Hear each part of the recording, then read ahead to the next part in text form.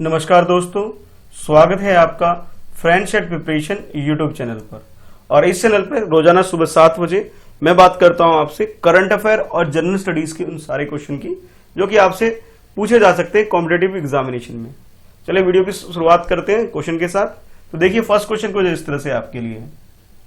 इसमें आपसे पूछा जा रहा है, with reference to the delimitation commission consider the following statement. जो हमारी कंट्री के अंदर जो डीलिमिटेशन कमीशन जो फॉर्म की गई है, उससे जो बनाई गई है, उसके रिगार्डिंग में आपसे क्वेश्चन पूछा जा रहा है। तो ये डीलिमिटेशन कमीशन क्या होता है, पहले तो आपको ये पता होना चाहिए। इसके रिगार्डिंग में ये दो स्टेटमेंट है। फर्स्ट स्टेटमेंट आपके पास ये है और सेकंड स्टेटमेंट आपके पास ये है। ठीक है, फिर आपसे पूछा जा रहा है कि आपने जो बताना है वो नॉट करेक्ट बताना है। नॉट करेक्ट यानी कि जो गलत स्टेटमेंट है वो आपको आइडेंटिफाई करना है इसके अंदर से। तो पहले फर्स्ट स्टेटमेंट देख लेते हैं। फर्स्ट स्टेटमेंट में बोला जा रहा है, it is appointed by the president of India and work in collaboration. ये जो ना प्रेसिडेंट ऑफ इंडिया जो हमारी कंट्री के हैं वो इसे अपॉइंट करते हैं और ये किसकी कोलैबोरेशन में वर्क करता है? इलेक्शन कमीशन ऑफ इंडिया, यानी कि हमारी कंट्री के अंदर जो इलेक्शन कंडक्ट कराती जो बॉडी है ECI, यानी कि इलेक्शन कमीशन ऑफ इंडिया जो हमारी कंट्री के अंदर है, इसके साथ ये काम करती है डिलिमिटेशन कमीशन। और इसे अपॉइंट करने वाले कौन है? वो है प्रेसिडेंट हमारी कंट्री के।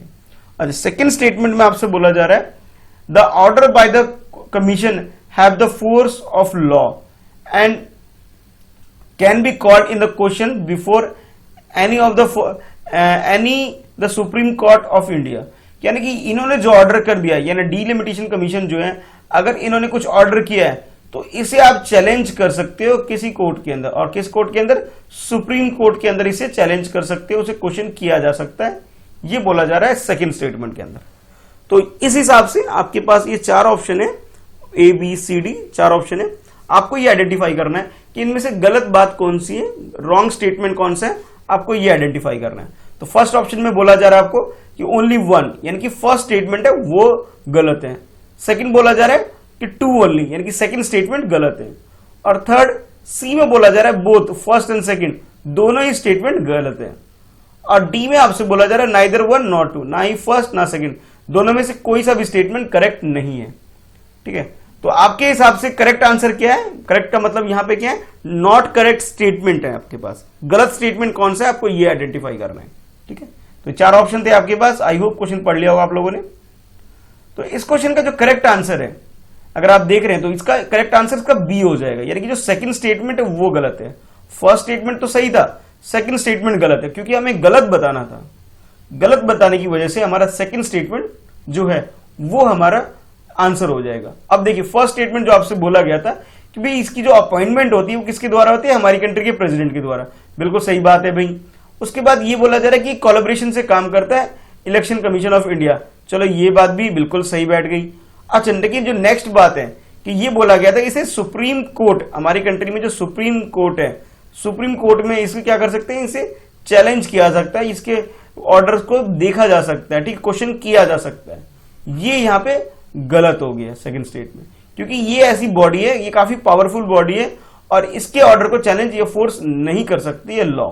ठीक है, तो यानी कि जो करेक्ट आंसर जो हमारा हो गया वो हमारा बी हो गया। बी होने की वजह क्या है? क्योंकि हमारा सेकंड जो ऑप्शन है, ठीक है, वो गलत था। तो करेक्ट आंसर आपका क्या हो जाएगा? करेक्ट आंसर आपका बी हो गया। चलिए देखते हैं नेक्स्ट क्वेश्चन को।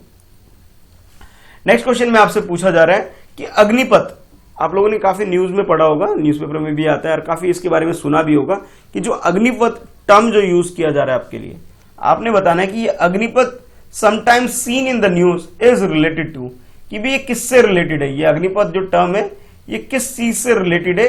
ठीक है, इन चारों ऑप्शन में से तो फर्स्ट ऑप्शन आपके पास है, ये क्या है कि अनमैन्ड एरियल व्हीकल है, यानी कि एक ऐसा जहाज या रॉकेट या कुछ भी ऐसी चीज समझ सकते हैं जिसमें इंसान नहीं होता उसके अंदर। ठीक है, यानी कि अनमैन्ड एरियल व्हीकल की बात की जा रही है फर्स्ट ऑप्शन में, जिसे शॉर्ट में बोला गया है UAV। अच्छा, सेकंड जो ऑप्शन बी है आपके पास, बी में आपसे बोला जा रहा है कि ये एक तरह से मिसाइल पार्क है, जहां पे मिसाइल रखे जाते हैं और यहां से लॉन्च किए जाते हैं। उस मिसाइल पार्क का नाम है अग्निपथ। अच्छा, नेक्स्ट जो है ऑप्शन सी, उसमें बोला जा रहा है कि ये एक तरह से स्पेस मिशन है, यानी कि जो स्पेस से रिलेटेड जो एक्टिविटी हमारी कंट्री के अंदर होती है कि भी कौन सा चीज लॉन्च होना है, कौन सा नहीं होना है, कैसे काम होता है, इन सबसे रिलेटेड जो मिशन है उसका नाम दिया गया है अग्निपथ। और लास्ट ऑप्शन जो आपके पास डी ऑप्शन है, इसमें बोला जा रहा है ये क्या है, लाइट मशीन गन है ये, यानी कि एक मशीन गन है जो बहुत कम वेट वाला है, बिल्कुल हल्का कोई मशीन गन है, उसकी बात की जा रही है, वो इसका करेक्ट आंसर है। तो करेक्ट आंसर क्या है ये बताना था आपको फर्स्ट, जिसमें पूछा जा रहा था ये न्यूज में क्यों है और ये किससे रिलेटेड है। तो जैसे आप देख पा रहे हैं इसका जो करेक्ट आंसर है, इसका बी आंसर इसका करेक्ट है, यानी कि ये मिसाइल पार्क है। अच्छा, हमारी कंट्री में आईएनएस कलिंगा, ठीक है, आईएनएस कलिंगा जो है ये एक मिशन पार्क है जो स्टैब्लिश्ड हुई है यहाँ पर, ठीक है, जो यानी कहने का मतलब ये कि अग्निपथ ये क्या है, ये एक तरह से मिसाइल पार्क है और स्टैब्लिश्ड कहां हुई है, आईएनएस कलिंगा जो है वहां ये स्टैब्लिश्ड हुई है। तो करेक्ट आंसर आपके लिए क्या हो गया, बी हो गया आपका करेक्ट आंसर। चलिए देखते हैं नेक्स्ट क्वेश्चन को। नेक्स्ट क्वेश्चन में आपसे पूछा जा रहा है with reference to the national career service, यानी शॉर्ट में जिसे एनसीएस बोला जा रहा है, नेशनल करियर सर्विस की अगर हम बात करें, इसके रिगार्डिंग में आपसे पूछा जा रहा है कि national career service protect consider the following statement. इनके बारे में स्टेटमेंट जो दे रखे हैं आपके पास, ये 3 स्टेटमेंट है, आपको तीनों स्टेटमेंट को देखना है और फिर ये चेक करना है जो नीचे बोला जा रहा है। नीचे बोला जा रहा है which of the statement given above are correct. Correct statement क्या है हमें ये आइडेंटिफाई करना है। तो फर्स्ट ऑप्शन जो है, फर्स्ट स्टेटमेंट जो इसमें बोला है कि ये क्या 5 ईयर मिशन है, 5 ईयर मिशन प्रोजेक्ट है, मिशन मोड का एक प्रोजेक्ट है जिसे 2015 में लॉन्च किया गया था। फर्स्ट ऑप्शन, फर्स्ट स्टेटमेंट में। सेकंड स्टेटमेंट बोला जा रहा है it is implemented by the ministry of skill, यानी कि हमारी कंट्री में जो मिनिस्ट्रीज हैं, जो स्किल जो मिनिस्ट्री है, स्किल डेवलपमेंट मिनिस्ट्री है, इंटरप्राइज, वो इसे लॉन्च की है, वो इसे इंप्लीमेंट का काम करती है इस स्कीम का, इस सर्विस का, जिसे हम बोला जा रहा है कि नेशनल करियर सर्विस। अच्छा, थर्ड स्टेटमेंट है उसमें बोला जा रहा है it deal only with the job seeker and employers, कि ये जो फोकस करती है जो जॉब ढूंढ रहे हैं, जो युवा हैं, जो बेरोजगार है, अनएम्प्लॉयड है, उनको एम्प्लॉयमेंट मिल सके, जॉब मिल सके, उसके लिए ये काम करती है, उससे रिलेटेड ये डील करती है। तो आपके पास ये 4 ऑप्शन है, 4 ऑप्शन में से आपको बताना है कि सही आंसर इसका क्या है। तो फर्स्ट ऑप्शन बोला जा रहा है कि भी ए फर्स्ट स्टेटमेंट ये करेक्ट है, बी में आपसे बोला जा रहा है कि फर्स्ट एंड सेकंड दोनों करेक्ट है, सी में बोला जा रहा है कि फर्स्ट और थर्ड दोनों करेक्ट है, फर्स्ट एंड थर्ड, और डी में बोला जा रहा है ऑल 3, यानी कि तीनों के तीनों स्टेटमेंट ही करेक्ट है। तो करेक्ट स्टेटमेंट क्या है आपको ये बताना है। तो इस क्वेश्चन का जो करेक्ट स्टेटमेंट है ये सिर्फ फर्स्ट स्टेटमेंट है, ये सिर्फ यही करेक्ट है। बाकी जो सेकंड एंड थर्ड स्टेटमेंट है, सेकंड भी गलत है और थर्ड भी गलत है। गलत क्यों है अब देख लेते हैं। कि जो ये बोला गया कि ये 2015 में लॉन्च हुआ था, बिल्कुल सही बात है। इसे हमारे प्राइम मिनिस्टर ने 20 जुलाई 2015 में इसे मिशन मोड 5 ईयर के जो प्रोग्राम है इसे लॉन्च किया था, बिल्कुल सही बात है।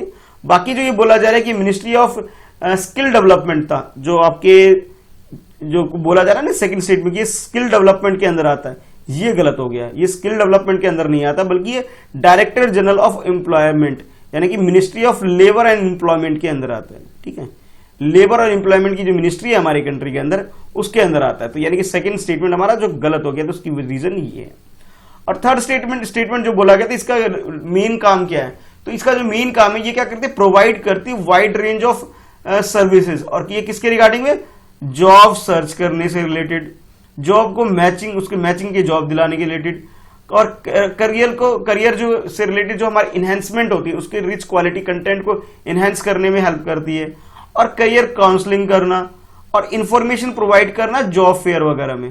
तो ये कुछ तरह की जो सर्विसेज है, इस तरह की सर्विस प्रोवाइड करती है किसको? ड्राइवर, प्लम्बर और इस तरह के जो छोटे मोटे कम स्किलफुल लोग हैं, उनको ये जॉब रिलेटेड इंफॉर्मेशन प्रोवाइड करना और फैसिलिटी प्रोवाइड करती है। तो यानी कि ये जो फर्स्ट बोला गया था कि भी ये सिर्फ जॉब सीकर के लिए है, ठीक है, ये ऐसा नहीं है, ये सबके लिए है। ठीक है, स्किलफुल भी है, अनस्किलफुल सबके लिए। तो थर्ड स्टेटमेंट भी हमारा गलत हो गया। तो करेक्ट आंसर हमारा क्या हो गया? फर्स्ट हमारा करेक्ट आंसर हो गया। चलिए देखते हैं हम नेक्स्ट क्वेश्चन को। नेक्स्ट क्वेश्चन में आपसे पूछा जा रहा है, ये पॉलिटी से रिलेटेड क्वेश्चन है और इसमें कुछ आर्टिकल गिवन है आपके पास। तो क्वेश्चन कुछ इस तरह से, consider the following statement. Article 341 का ए पार्ट स्टेट, जो ये इसके बारे में बोला जा रहा है, और सेकंड में आपसे बोला स्टेटमेंट में 348 के बारे में बोला जा रहा है। तो ये दो आर्टिकल है हमारी कंट्री के अंदर, पॉलिटी के अंदर, ये हमारे कॉन्स्टिट्यूशन में, उसके रिगार्डिंग में क्वेश्चन है और आपको बताना है कि इनमें से गलत क्या है वो आइडेंटिफाई करना है। ठीक है, चलिए पढ़ लेते हैं। तो फर्स्ट स्टेटमेंट बोला जा रहा है आर्टिकल 343 का first part 1 state that the official language of the union government shall be Hindi in Devanagari script. यार कि ये 343 है, 343 किससे डील करती है? ये डील करती है हमारी कंट्री में जो हिंदी लैंग्वेज है, हिंदी भाषा है, वो हमारी ऑफिशियल लैंग्वेज होनी चाहिए। ठीक है, इस बात के ऊपर डील करती है 343 फर्स्ट स्टेटमेंट। और स्क्रिप्ट बताया गया कि स्क्रिप्ट कैसी होनी चाहिए? देवनागरी, जो कि मैं लिख रहा हूं अभी। ठीक है, ये जो देवनागरी स्क्रिप्ट है ये ऐसी इसकी स्क्रिप्ट होनी चाहिए, ये बोला जा रहा है फर्स्ट स्टेटमेंट के अंदर। और सेकेंड स्टेटमेंट में बोला जा रहा है कि article 348 gives power to the union government, ये सेंट्रल गवर्नमेंट यानी यूनियन गवर्नमेंट को पावर देती है to issue directives for the development of Hindi, Hindi के विकास के लिए। तो ये एक तरह से पावर देती है सेंट्रल गवर्नमेंट को कि वो इसके लिए डायरेक्शन दे सकती है। ठीक है, ये आपके लिए सेकंड स्टेटमेंट में। अब आपको बताना है कि इसमें से गलत स्टेटमेंट कौन सा है। ए में बोला जा रहा है 1 ओनली, बी में बोला जा रहा है 2 ओनली, सी में बोला जा रहा है बोथ 1 and 2, और डी में बोला जा रहा है नाइदर 1 nor 2, यानी कि 1 2 कोई सा भी नहीं है। तो करेक्ट आंसर आपका क्या है ये बताइए। तो 4 ऑप्शन थे, 4 ऑप्शन मैंने आपको बता दिए। 4 ऑप्शन में से अब आपको बताना है कि गलत आंसर इसका क्या है।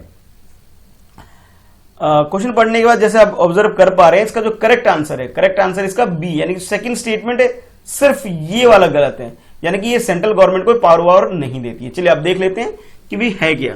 तो ये जो है हमारी कंट्री में जो कॉन्स्टिट्यूशन है, कॉन्स्टिट्यूशन का 17th पार्ट है, उसके अंदर ये आता है।